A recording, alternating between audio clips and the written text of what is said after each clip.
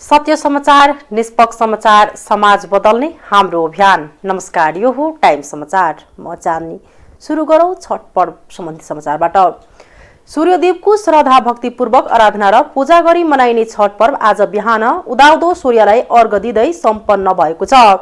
बिहान उदाउँदो सूर्यलाई पूजा सामग्री सहित अर्घ्य दिएपछि छठ सम्पन्न भएको हो। 5 दिनसम्म अत्यन्त नियम निष्ठापूर्वक मनाइने छठ पर्वको हिजो साँझ अस्ताउँदो सूर्यलाई अर्घ दिएको थियो भने आज बिहिबार अस्ताउँदो सूर्यलाई अर्घ दिएको हो।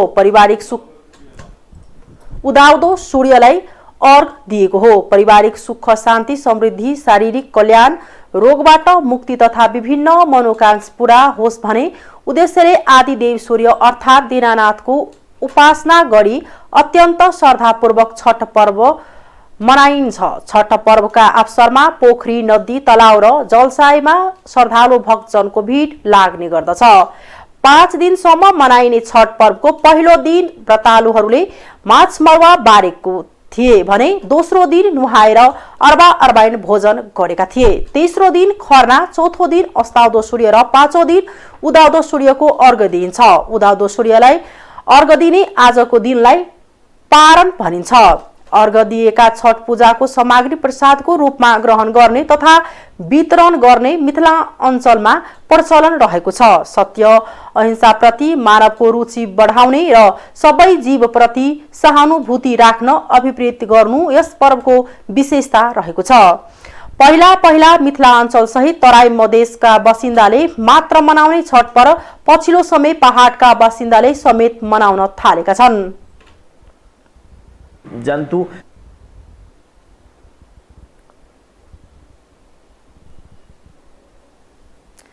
प्रदेश 2 का मुख्यमन्त्री लालबाबु राउतले जनगणनामा सही तथ्याङ्क लेखाउन प्रदेशवासीसँग अपील गरेका छन्। मुख्यमन्त्री राउतले अपील जारी गर्दै जनगणना लिन आउने सुपरिवेक्षक वा गणकहरूलाई सही विवरण टिपाउन आग्रह गरेका हुन्। तथ्याङ्क संकलन गर्न घरमा आउने गणकलाई आत्मीय व्यवहार गर्ने पनि उनले आग्रह गरेका छन्। गणकहरूले सोधेको सबै प्रश्नहरू धैर्यतापूर्वक सुनेर सही जवाब दिन प्रदेश सरकार सम्पूर्ण प्रदेशवासी दाजुभाइ दिदी बहिनीहरूलाई हार्दिक अनुरोध गर्दछ। अपिलमा भनिएको छ, यस्तै यस पटकको जनगणनामा रोजगार, बेरोजगार, बैंक तथा वित्तीय संस्थामा पहुँचको अवस्था, सरकारी अनुदान प्राप्त गरे नगरेको वडा तहसम्म सामुदायिक भवनहरूको अवस्था के कस्तो छ जस्ता मसिना तर नागरिकका लागि अति नै महत्त्वपूर्ण विषयका प्रश्नवाली पनि समेटिएकोले धैर्यपूर्वक जवाब दिन अपिल मार्फत मुख्यमन्त्रीले आग्रह गरेका छन्। यस्तै सामाजिक बहिष्कारमा परेका समूहहरू दलित, जनजाति, अल्पसंख्यक, लोपोन्मुख, महिला, अपाङ्गता भएका व्यक्ति आदिको जनसङ्ख्याको अवस्था के छ भने कुरा जनगणनाले छर्लाङ पार्ने भन्दै मुख्यमन्त्रीले यही तथ्याङ्कलाई आधार बनाएर सम्बन्धित जाति, धार्मिक समुदाय, महिला वा अपाङ्गता भएका व्यक्तिका लागि प्रदेश सरकारले नीति र कार्यक्रम बनाउने बताएका छन्। उनले प्रदेशवासीले टिपाएको सही तथ्याङ्कले प्रदेश सरकारलाई योजना बनाउन सजिलो हुने भन्दै सबैसँग सही तथ्याङ्क लेखाउन अपिल मार्फत आग्रह गरेका छन्। सप्तरीमा बसले मोटरसाइकल र पैदल यात्रीलाई ठक्कर दिँदा 2 जनाको ज्यान गएको छ। ज्यान जानेमा मोटरसाइकलमा सवार भारत बिहार राज्यको सुपौल बलुवा 3 बिहार बस्ने वर्ष 22 का राजू कुमार तिवारी र सोही मोटरसाइकलमा सवार परिचय खुल्न नसकेका अन्दाजी वर्ष 31 का पुरुष छन्। पूर्व पश्चिम राजमार्ग अन्तर्गत सप्तरी कञ्चन रूप नगरपालिका 2 बरमझिया बुधबार राति 10 बजे पूर्वबाट पश्चिमतर्फ आउँदै गरेको ग1ख 9642 नम्बरको बसले मोटरसाइकल र पैदल यात्रीलाई ठक्कर दिएको हो। दुवैजनाको शव गजेन्द्र नारायण सिंह अस्पतालमा पोस्टमार्टमको लागि राखिएको छ। दुवैजनाको उपचारको क्रममा मृत्यु भएको सप्तरीका प्रहरी प्रवक्ता डीएसपी माधव प्रसाद काफ्लेले जानकारी दिए। ठक्करबाट पैदल यात्री कञ्चनरूप नगरपालिका 1 बर्मजिया बस्ने वर्ष 19 का रोहन प्रसाद गुप्ता घाइते भएका छन्। उनको उपचार भइरहेको र घटना विषयमा थप अनुसन्धान भइरहेको जिल्ला प्रहरी कार्यालय सप्तरीले जनाएको छ। राष्ट्रपति विद्यादेवी भण्डारीले राष्ट्रिय जनगणना 2078 को औपचारिक सुरुवात गर्नु भएको छ। आज बिहीबार बिहान शीतल निवासमा पुगेको गणकको टोलीलाई राष्ट्रपति भण्डारीले आफ्नो परिवारको तथ्याङ्क उपलब्ध गराउँदै राष्ट्रिय जनगणना 2078 को औपचारिक सुरु गर्नु भएको हो। आजदेखि राष्ट्रपति भण्डारीको पहिलो विवरण संकलन गर्दै देशभर 12औं राष्ट्रिय जनगणना सुरु भएको हो। राष्ट्रपतिको जनगणनाका लागि शीतल निवास पुगेका गणकहरूले सोधेको प्रश्नको उत्तर राष्ट्रपति स्वयंले दिनुभएको थियो।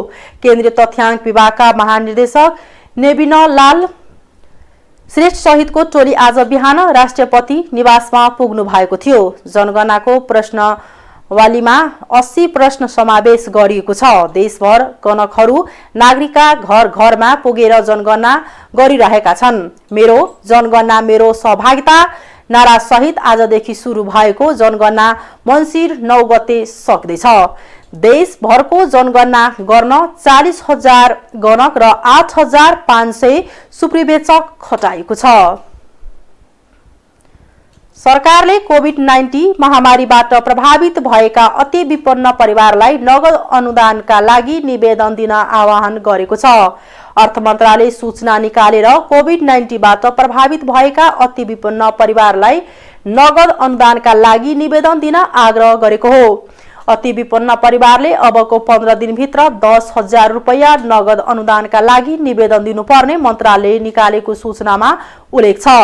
विगतमा गर्दै आएको रोजगारी पूर्ण रूपमा गुमाएको र रोजगारीको अर्को अवसर समेत प्राप्त गर्न नसकी बेरोजगार भएका मजदुर तथा कामदारले अनुदानका लागि निवेदन दिन सक्नेछन्। यस्तै खुला सडक, फुटपाथ वा चोरमा खर्पन, नङ्गालो, डोको आदिमा सामान बेच्ने अति विपन्न व्यवसायी, दैनिक ज्याला मजदुरी गर्ने भरिया कृषि मजदुर, गोठाला, खेताला, रिक्सा चालक, ठेलागाडी मजदुर तथा सार्वजनिक गाडीका मजदुर र पर्यटक भरियाले पनि निवेदन दिन पाइनेछन्। यसैगरी कोभिड-19 संक्रमणका कारण एका घर परिवारको आय आर्जना गर्न मुख्य सदस्यको ज्यान गई आर्थिक संकट भोगेका परिवार तथा अभिभावक गुमाएका असहाय नाबालकलाई स्याहार गर्ने परिवारले पनि नगद 10,000 रुपैयाँ अनुदानका लागि निवेदन दिन सक्नेछन्। सर्वोच्च अदालत परिसरभित्र कानून व्यवसायीले गरेको प्रदर्शनमा प्रहरीले हस्तक्षेप गरेको छ। आन्दोलनरत कानून व्यवसायीहरूले बिहीबार सर्वोच्च अदालत परिसरमै प्रधान न्यायाधीश चोलेन्द्र शमशेर जबरा विरुद्ध चर्को नाराबाजी गरेका छन्। बिहीबार अदालत परिसरमा धरना दिन पुगेका कानून व्यवसायीहरूले भ्रष्ट प्रधान न्यायाधीश राजीनामा दे भन्दै नाराबाजी गरेका हुन्। वरिष्ठ अधिवक्ता कृष्ण प्रसाद भण्डारीका अनुसार सर्वोच्च अदालत परिसरमा प्रधान न्यायाधीशलाई भ्रष्ट भन्दै नारा लगाएको उनले पहिलो पटक सुनेका हुन्। प्रधान न्यायाधीश जबराको राजीनामा माग गर्दै नेपाल बार एसोसिएसनले आन्दोलन गर्दै आएको छ भने सर्वोच्चकै न्यायाधीशहरूले बन्दी प्रत्यक्षीकरण बाहेकका मुद्दाको सुनवाई गरेका छैनन्।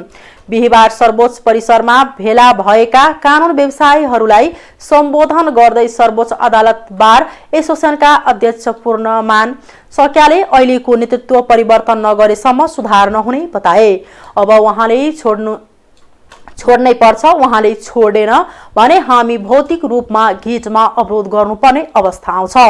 त्यति बेला हामी जेल नेल खान पिन तयार छौं उनले भने। न्यायपालिकालाई बचाउनु पर्ने भन्दै उनले नारा लगाए। भ्रष्ट प्रधान न्यायाधीश राजीनामा दे, सहभागीहरूले पनि त्यसलाई पछ्याए। भ्रष्ट प्रधान न्यायाधीश राजीनामा दे सक्याले फेरि नारा लगाए। बिचौलिया नाइके राजीनामा दे, सहभागी कानून व्यवसायीहरूले पनि त्यसलाई पछ्याए। बिचौलिया नाइके राजीनामा दे। सर्वोच्च परिसरमा धरना दिएका कानून व्यवसायीहरूले चोलेन्द्रका मतियार होशियार भ्रष्ट प्रधान न्यायाधीश राजीनामा दे जस्ता नारा लगाएका छन्। नेपाल आयल निगमले पेट्रोलियम पदार्थको भाव बढाएको छ।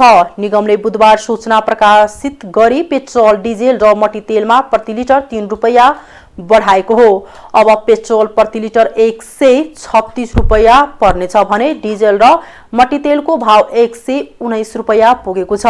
खाना पकाउने ग्यासको मूल्य 75 रुपैयाँ बढेर प्रति सिलिन्डर 1575 रुपैयाँ पुगेको छ। नेत्र विक्रम चन्द्र विप्लव नेतृत्वको नेपाल कम्युनिस्ट पार्टीले कार्तिक 30 गते नेपाल बन्दको आह्वान गरेको छ। जनताको दैनिक जीवनसँग जोडिएका पेट्रोलियम तथा खाद्य वस्तुको मूल्यवृद्धि विरुद्ध नेपाल बन्द गर्ने घोषणा गरेको हो। पार्टीका महासचिव विप्लवले बिहिबार प्रेस विज्ञप्ति मार्फत नेपाल बन्द सहितको संघर्षको कार्यक्रम घोषणा गरेका छन्।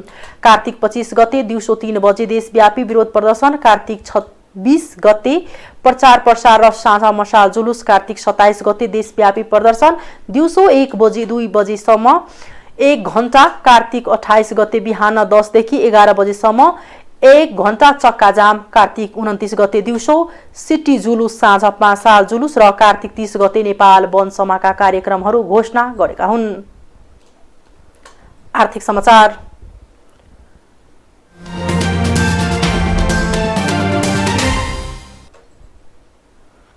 वर्ष दिनको अवधिमा नेपाली बजारमा सुन्तलाको थोक मूल्य 53% सम्मले वृद्धि भएको पाएको छ। कालीमाटी फलफूल तथा सरकारी बजार विकास समितिको दैनिक मूल्य सूचीमा उपलब्ध तथ्याङ्कलाई आधार मान्ने हो भने गएको 1 वर्षको अवधिमा नेपाली बजारमा सुन्तलाको थोक मूल्य 53% सम्मले बढेको पाएको छ। अहिले नेपाली सुन्तला बजारमा आइन सकेको र भारतीय सुन्तला पनि चाडपर्वका कारण महँगिएको बताएको छ। समितिको तथ्याङ्क अनुसार गत वर्षको यही समयमा प्रति किलो 75 रुपैयाँ कायम रहेको भारतीय सुन्तलाको मूल्य 1 वर्षको अवधिमा 53%ले वृद्धि हुँदै बुधबार प्रति किलो 115 रुपैयाँ पुगेको देखिएको छ। त्यसैगरी सोही अवधिमा नेपाली सुन्तलाको मूल्य पनि 50%ले वृद्धि हुँदै प्रति किलो 60 रुपैयाँबाट 90 रुपैयाँ पुगेको छ।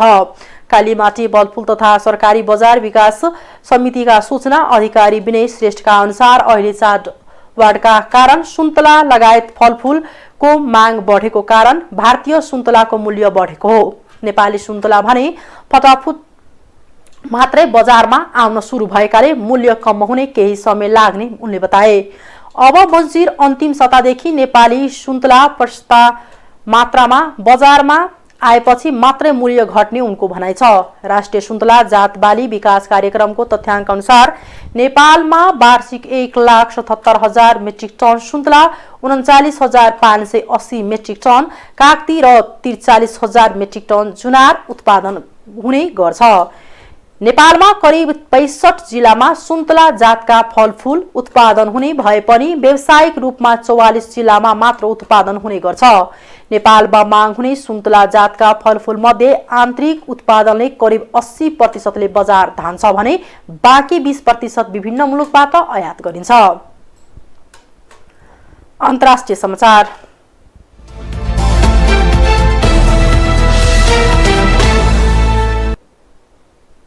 जलवायु परिवर्तनले हिमाली क्षेत्रमा परेको असर कम गर्ने विश्व समुदाय सहमत भएको छ। स्कटल्यान्डको ग्लासगोमा भइरहेको जलवायु परिवर्तन सम्बन्धी विश्व सम्मेलन कोप 26 को प्राविधिक सत्रमा हिमाली क्षेत्रको संरक्षण, अध्ययन, अनुसन्धान तथा अर्थतन्त्रको सुधारमा काम गर्ने सहमति भएको हो। प्राविधिक सत्रमा हिन्दुकुश क्षेत्रको थप अध्ययन अनुसन्धान गर्दै अर्थव्यवस्था तथा सम्भावना बारे कार्यक्रम सञ्चालन गर्नका लागि विश्व समुदाय सहमत भएसँगै बेलायतले आफ्नो आर्थिक सहयोगको घोषणा पनि गरेको छ। बेलायत सरकारले 250 मिलियन अमेरिकी डलर आर्थिक सहायता दिने प्रतिबद्धता व्यक्त गरेको हो। त्यसैगरी अमेरिकाले हिमाली क्षेत्रका देशलाई सहयोग गर्ने प्रतिबद्धता जनाएको छ। गएको कार्तिक 14 गतेदेखि सुरु भएको सम्मेलनमा अरू देशले पनि सहयोगको प्रतिबद्धता गर्न क्रम जारी छ। पहिलो चरणको राजनीतिक सम्मेलनको सम्बोधनका क्रममा नेपालका प्रधानमन्त्री शेरबहादुर देउवाले उच्च हिमाली क्षेत्रको संवेदनशीलतालाई विश्व समुदायले साझा विषय बनाउनु पर्ने बताउनु भएको थियो। सम्मेलनको दोस्रो चरणको प्रविधि समिति बैठकमा पनि नेपालले आफ्नो अडान निरन्तर राखेपछि नेपालले उठाएको विषयलाई प्राविधिक समितिले निर्णयार्थ प्रस्तुत गरेको सम्मेलनमा सहभागी वन तथा वातावरण मन्त्रालयका सचिव डाक्टर प्रेम नारायण कडेलले बताउनुभयो।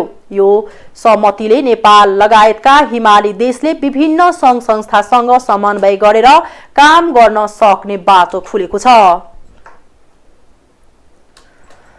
अफगानिस्तानको संकटबारे छलफल गर्न भारतको दिल्लीमा बसेको 8 देशका राष्ट्रिय सुरक्षा सल्लाहकारको बैठकले दिल्ली घोषणा पत्र जारी गरेको छ। रूस, इरान र भारत सहितका देशले अफगानिस्तानमा समावेशी सरकार गठन हुनुपर्नेमा जोड दिएका छन्। साथै महिला, बालबालिका र अल्पसंख्यकको आधारभूत अधिकार सुनिश्चित हुनुपर्ने माग गरेका छन्। बैठकमा आतंकवाद, कट्टरपन्थी र लागू औषध ओसार पसारबाट उत्पन्न हुन सक्ने खतरा र अफगानिस्तानमा आवश्यक मानवीय सहायताका बारेमा छलफल भएको बीबीसीले हिन्दीले जनाएको छ। बैठकका लागि निम्ता गरिएको भए पनि पाकिस्तान भने सहभागी भएन। भारतले आयोजना गरेको बैठकमा रूस सहित Iran, Kazakhstan, Kyrgyzstan, Tajikistan, Turkmenistan, Uzbekistan भाग लिएका थिए। चीन र अमेरिकाले आउँदो दशकसम्म जलवायु सहकार्यलाई बढाउने सहमति गरेका छन्। विश्वका दुई ठूला हरित गृह ग्यासका उत्सर्जनकर्ताहरूले आफ्नो कामलाई तीव्रता दिने उल्लेख गरिएको संयुक्त वक्तव्य जारी गरेका छन्। घोषणामा पेरिस सम्झौताले तय गरेको तापक्रम वृद्धि 1.5 डिग्री सेल्सियसमा सीमित राख्ने लक्ष्य भेट्न सहकार्यको दृढ बचावलाई स्मरण गरेको छ। स्कटल्यान्डको ग्लासगोमा आयोजित कोप 26 जलवायु सम्मेलनमा भएको यो सहमतिलाई आश्चर्यजनक मानिएको छ।